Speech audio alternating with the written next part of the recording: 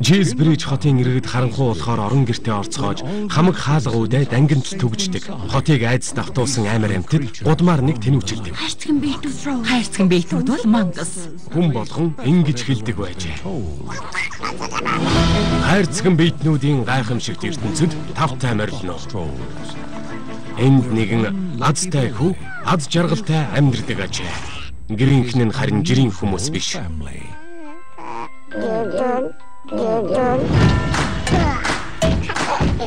Хайрцагын биетүүд олсон бүхнээрээ гайхалтай зүйлс зохион бүтээдэг юм байж.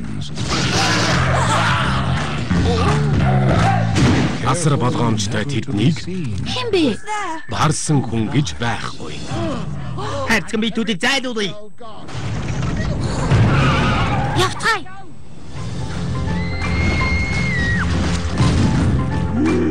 Чи хин гэж хүү? Би бол хайрцагын биет. Чи тэгвэл хайрцагын доордоо. Бидэнд туслал да. Чи жинхэнэ хүүхчийг харагдах хэрэгтэй байна. Энийг авах уу? Аавн?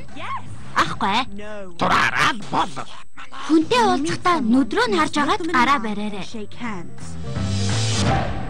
Чи яаж байна? Хайрцагын биетүүд бүгдээрээ гараад ир. Ахиш ногтоо боллоо. Тийм биз дээ. Тийм ээ.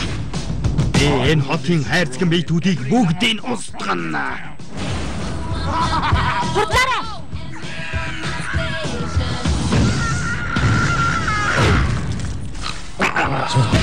Бүгдээрээ ахиж нуугдаж байхгүй.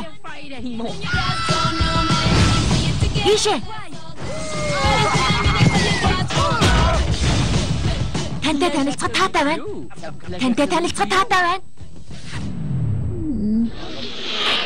Үгүй.